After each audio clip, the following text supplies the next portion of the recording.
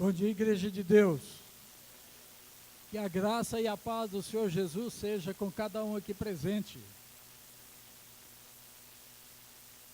Sejam todos bem-vindos ao melhor lugar do mundo, onde cada um de nós podia estar nessa manhã.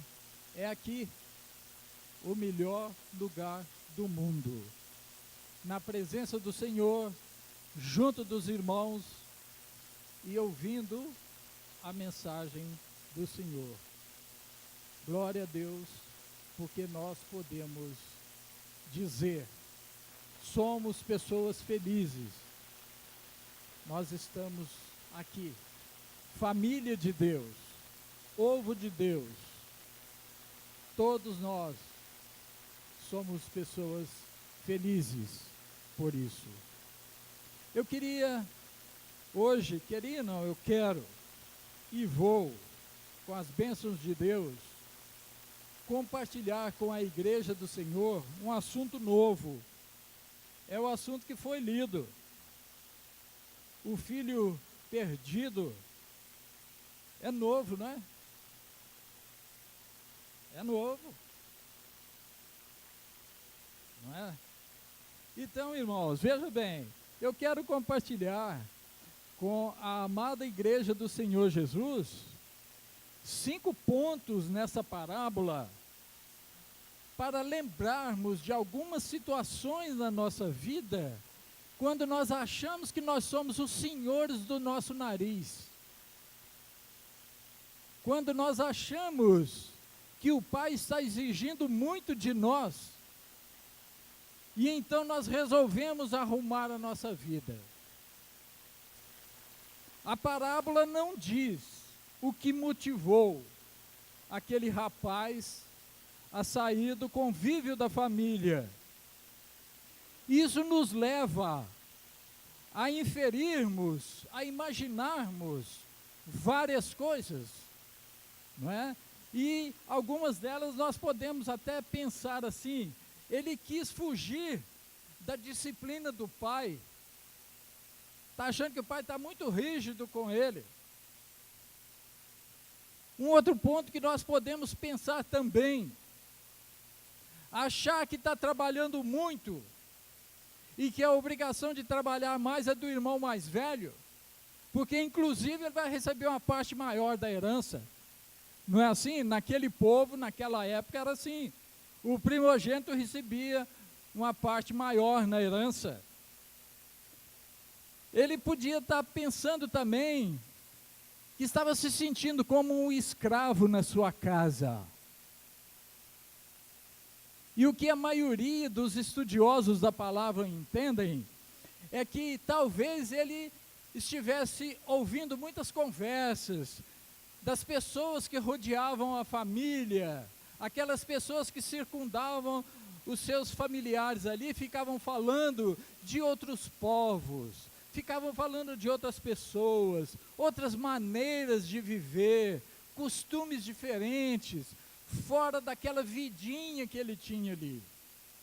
E um outro ponto também que nós podemos pensar que pode ter acontecido com esse homem, esse jovem, que deixou o convívio da família, é rebeldia mesmo.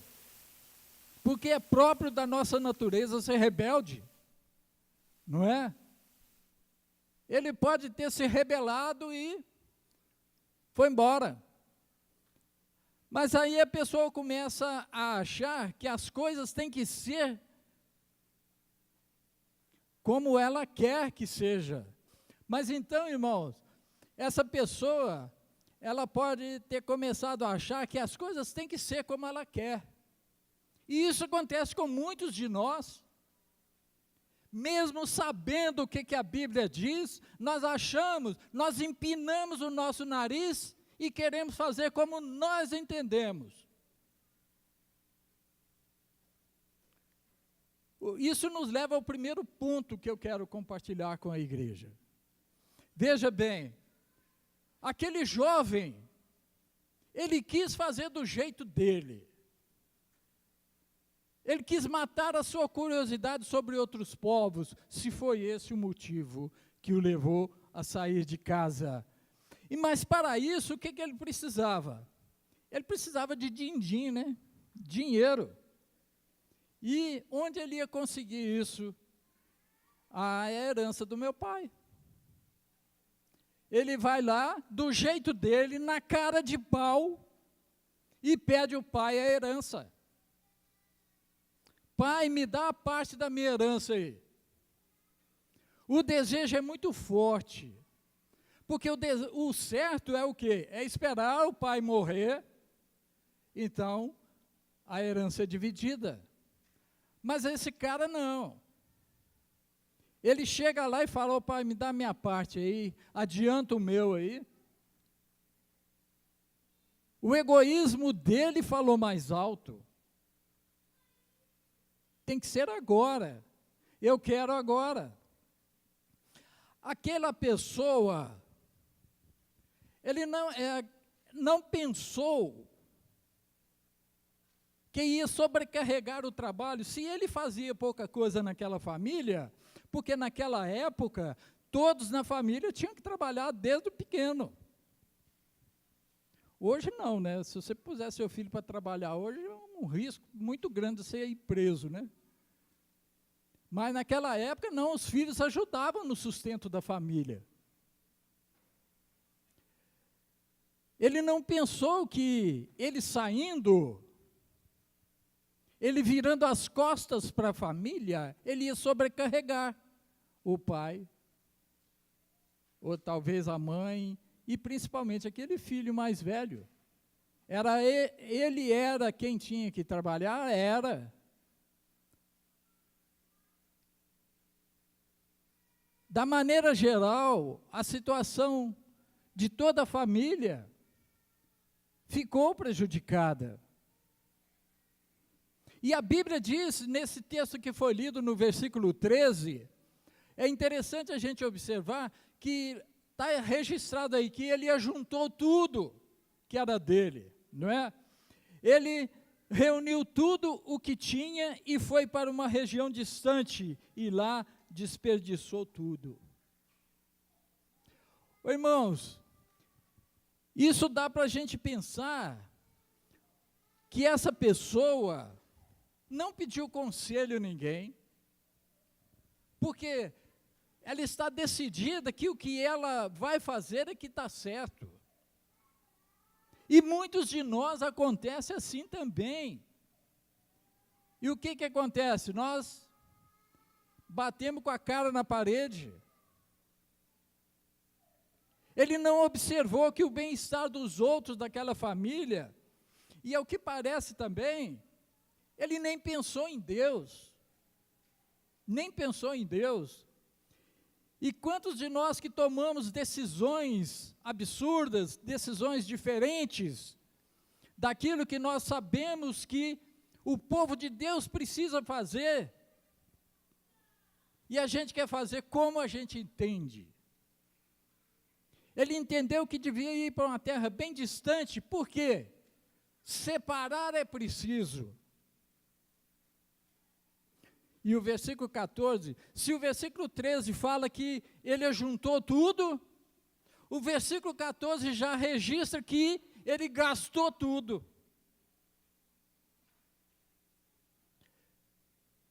Irmãos, muitos de nós sabemos que quantas pessoas que a gente conhece que só tem amigos enquanto tem dinheiro, não é?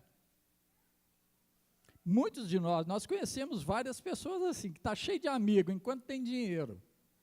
O dinheiro acabou, o que acontece? Some todo mundo, os amigos acabam. E isso nos leva para o segundo ponto que eu queria compartilhar com a igreja.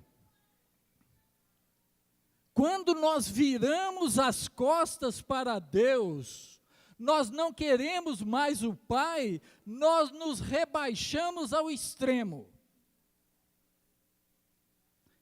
E às vezes, irmãos, nós temos que fazer uma introspecção na nossa vida, para observarmos, porque às vezes nós estamos aqui, nós participamos de reuniões, fazemos parte da lista de membros, mas estamos com as costas voltadas para o Pai. Nós precisamos olhar para nós, o que nós estamos fazendo, se nós estamos fazendo a vontade do Pai, ou se nós estamos fazendo o que nós queremos. Irmãos, nós nos rebaixamos ao extremo, quando nós não damos confiança para o Pai. Chegamos ao ponto de sofrermos as piores humilhações possíveis. Entramos numa pobreza, numa miséria, passamos a viver num chiqueiro de porcos, sofremos zombaria, sofremos fome, quer comer até a comida dos porcos, mas não pode, porque quer a comida do porco. Quem tem que comer é o porco, não é? Isso nos leva ao terceiro ponto, irmãos, que nós vimos nesse texto, onde diz, caindo em si, lá está registrado, e o ensinamento que nós temos ali é que aquela pessoa, até aquele momento, estava fora de si, ele estava maluco. Por isso está registrado, caindo em si, tomando juízo, a situação em que ele se colocou, fez com que ele tomasse juízo, tomasse consciência, que ele precisava entender a realidade que estava acontecendo com ele. E nessa situação, irmãos, a primeira coisa que vem na nossa cabeça, quando nós estamos numa situação lamentável como essa, nós lembramos do Pai. Não é? Nós lembramos do Pai. E é interessante a gente observar que o Pai, no versículo 24, qual é a frase que o pai diz quando vê que o filho está chegando? Esse meu filho estava morto, ele estava perdido, e de braços abertos recebe. Irmãos, eu quero aqui fazer uma observação para muitos de nós, para muitos que estão aqui me vendo, me ouvindo. Tem irmãos que estão por fora aí, mas dizem, um deles disse para mim não tem muito tempo, eu não vou lá porque todo mundo vai ficar me cobrando. Está errado quem cobra de um irmão que retorna e fica cobrando dele. Ninguém aqui tem o direito de cobrar. Ninguém. Nós temos o direito de abraçar, receber bem. Por isso muitos não vêm, porque estão acostumados a ser cobrados. E a cobrança que a gente faz nem sempre é a cobrança que deve ser feita. Nós precisamos observar o amor de Deus para quem está perdido. Morto, perdido, é o estado de quem perdeu o contato com Deus. E lá em Romanos capítulo 6, versículo 13, eu quero ler esse versículo aqui, irmãos, e vejam bem, foi no estudo dessa mensagem que eu pude entender uma frase desse versículo que tem anos e anos que vejo, mas que agora, isso acendeu assim para mim. Isso mostra também o dinamismo da palavra de Deus. Como você pode ler um versículo aí a sua vida inteira, mas vai ter um dia que ele vai te falar alguma coisa que você precisa saber. No versículo 13, capítulo 6 de Romanos, versículo 13, diz: não ofereçam os membros do corpo de vocês ao pecado, como instrumento de injustiça. Antes, ofereçam-se a Deus como quem voltou da morte para a vida. Almeida, Revista Atualizada, fala com quem está ressuscitado. Eu gosto mais dessa expressão aqui. Como alguém que voltou da morte para a vida. Isso dá uma entonação muito forte na nossa mente, na nossa maneira de entender, na nossa maneira de nos portarmos frente àquilo que Deus está colocando para nós. Nós temos que oferecer o nosso corpo como alguém que está voltando da morte para a vida. Essa é a atitude que nós devemos ter com irmãos que estão afastados, irmãos que não estão mais aqui entre nós, mas têm o mesmo DNA cristão que nós, um DNA espiritual de Jesus Cristo na nossa alma. Nós temos que ter o mesmo amor de Jesus Cristo para receber essas pessoas. Por isso, irmãos, oferecer a Deus o nosso corpo, como quem volta da morte, é a mesma coisa que Jesus disse lá em João 11, capítulo 11, versículo 25. Jesus fala naquela situação do Lázaro, né? No versículo 25 ele fala: quem crê em mim, ainda que morra, viverá. Isso é Jesus quem está falando. Quem confia nele, ainda que esteja perdido em pecados, viverá. É preciso sim cair em si. É preciso sim tomar juízo. É preciso sim achar que quem sabe tudo é Deus. É preciso sim entender que nós não sabemos nada. Nada. E que em pecado nós estamos separados do Pai. E o que nos leva ao quarto ponto dessa nossa reflexão é o versículo 18, a decisão. É a decisão. Voltar para o Pai. É a decisão que faz voltar à vida, é voltar para o Pai. E quando se observa como esse homem, esse jovem, né? Ele observou o quê? Quando ele caiu em si, quando ele criou juízo, ele lembrou dos empregados do pai. Gente, mas os empregados do meu pai estão melhor do que eu? O que eu estou fazendo aqui? Não é?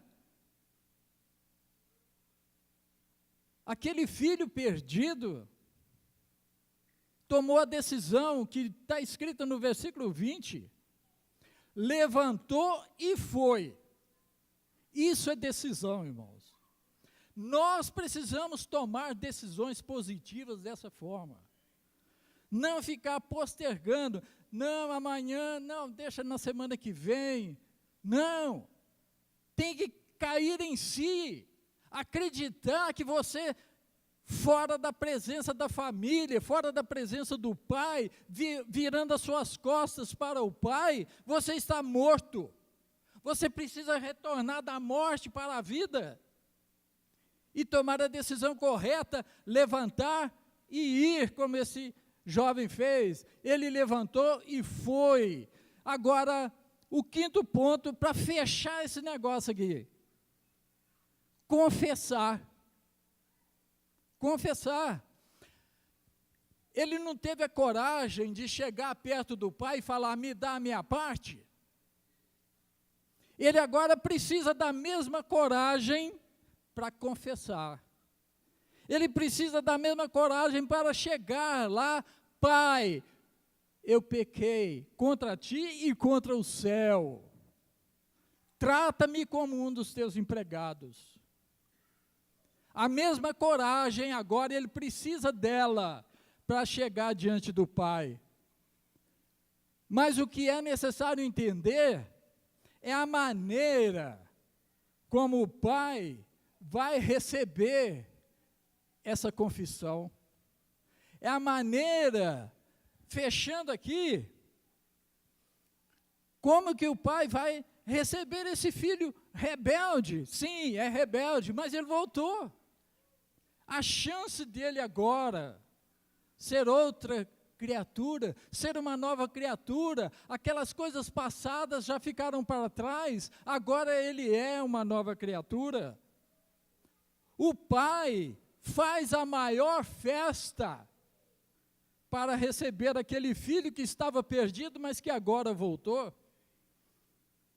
Então, irmãos, se você está nessa situação, está perdido, está de costas voltadas para o Pai, está em rebeldia, não deixe para mais tarde, não deixe para amanhã, volte enquanto é tempo. O Pai quer fazer uma festa para a sua volta. Aquele Pai quer restaurar a dignidade de filho para você.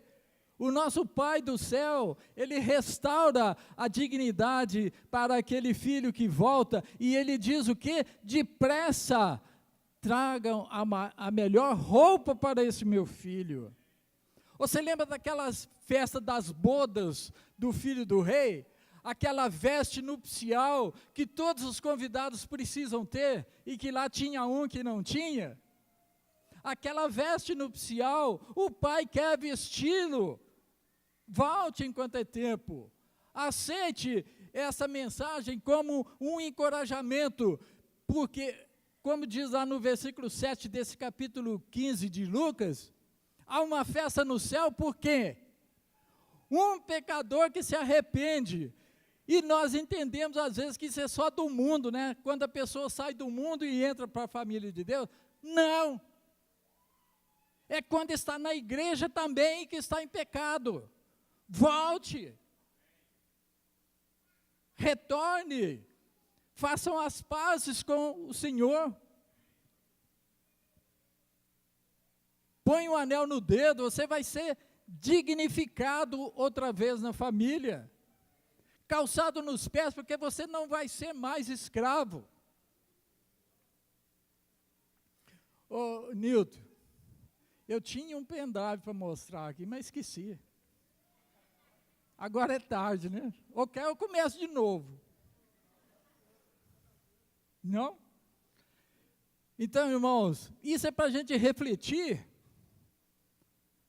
que nós precisamos arrepender, porque o rapaz que arrependeu, caiu em si, voltou, pediu perdão, ele foi reintegrado, ele deixou de ser um filho morto, ele deixou de ser um filho perdido, ele voltou à família. E por isso, irmãos e amigos, vocês que estão nos visitando também, não é? Na condição de separados do Pai, nós estamos na condição de mortos espiritual.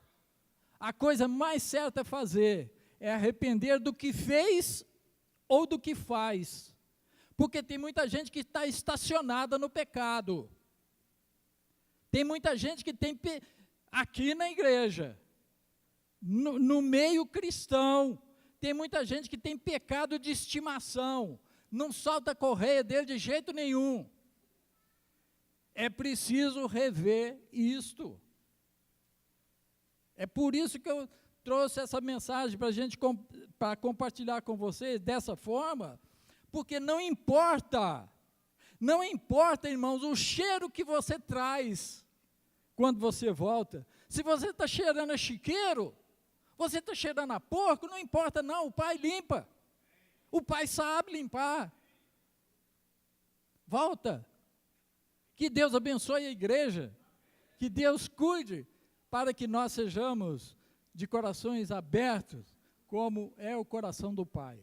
Deus abençoe.